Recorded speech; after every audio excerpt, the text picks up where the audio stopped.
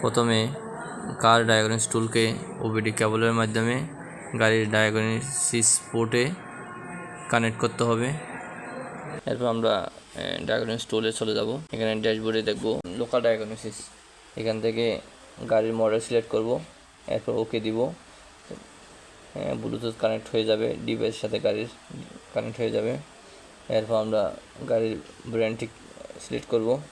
গাড়ি থেকে automatic chassis number নিয়ে নেবে।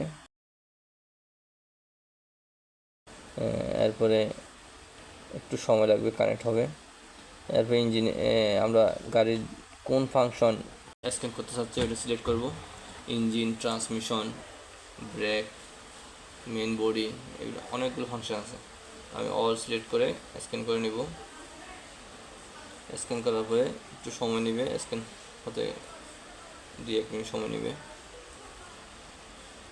স্ক্যান হয়ে গেলে আমরা প্রত্যেকটা ফাংশনে ঢুকে দেখতে পারবো কোন ফাংশনের মধ্যে সমস্যা আছে। যেমন ইঞ্জিন ফাংশনে প্রবেশ করলাম, এরপরে দেখলাম রিড ফল কোডের মধ্যে 2টা কোড দেখাচ্ছে। আমি এই কোড যেমন এখানে দেখাচ্ছে ব্রেক সুইচের সমস্যা, টোটাল অ্যাকচুয়েটরের সমস্যা। আমি যদি কোডটা নেটে সার্চ দিয়ে যদি দেখতে চাই, এখানে কোড সার্চ অপশনে ক্লিক করলে সরাসরি গুগলে চলে যাবে। গুগল থেকে আমি এই কোড সম্পর্কে ডিটেলস দেখে নিতে পারবো। এখান থেকে আপনি ইমেজ থেকে দেখতে পারবেন, ভিডিও দেখতে পারবেন। একটা ভিডিও প্লে করে দেখি কি সমস্যা। দেখার পরে আপনি যদি এখান থেকে সমাধান না পান, তাহলে ফিজিক্যালি দেখতে হবে। একটা ভিডিও দেখে আগে একটু ধারণা নিতে হবে কীভাবে সমাধান করা যায়, অথবা সমস্যাটা কোন জায়গায়, স্পেসিফিক গাড়ির কোন জায়গায় সমস্যা। এই যেহেতু ব্রেকের সমস্যা, এখানে দেখা যাচ্ছে ব্রেক সুইচ ব্রেক সুইচে ময়লা জমছে, করেকশন হয়েছে।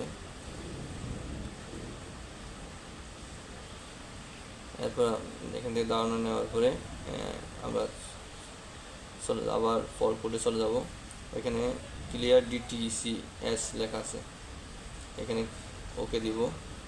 এরপরে যদি সামান্য কোনো সমস্যার কারণে যদি ফুল কোডগুলো চলে আসে, তাহলে এটা ক্লিয়ার হয়ে যাবে।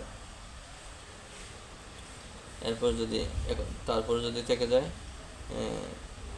আর 2বার ক্লিয়ার DTS করতে হবে। এরপরে যদি না যায়, তাহলে ফিজিক্যালি দেখতে হবে ব্রেকের স্পেসিফিক ওই জায়গায় কী সমস্যা, ওইটা সমাধানের ব্যবস্থা করতে হবে, ফিজিক্যালি সমাধানের ব্যবস্থা করতে হবে। আমাদের যে এই রিপোর্টটা চাইলে আমরা সেভ করে রাখতে পারবো।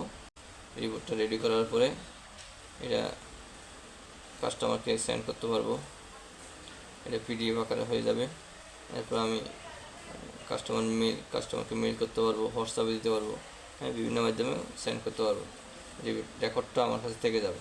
কাস্টমার নেক্সট টাইম যদি আমার কাছে আসে, আমরা যখন এই রিপোর্টটা আমরা কম্পেয়ার করতে পারবো। শেয়ারে দেওয়া যাবে, হোয়াটসঅ্যাপে দেওয়া যাবে, মেইলে দেওয়া যাবে, সেন্ড করা যাবে।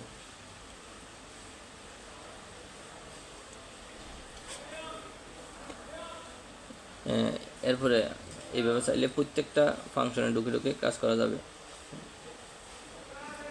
প্রথমের দিকে যদি সামান্য ত্রুটির কারণে যদি ফল কোড চলে আসে, ক্লিয়ার DTC দিলে চলে যাবে। যদি মেজর সমস্যা থাকে, তাহলে ফল কোডটা থেকে যাবে। ওই অনুযায়ী গাড়িটা কাজ করতে হবে, ফিজিক্যালি কাজ করতে হবে। এইভাবে অনেকগুলো অপশন আছে এখানে।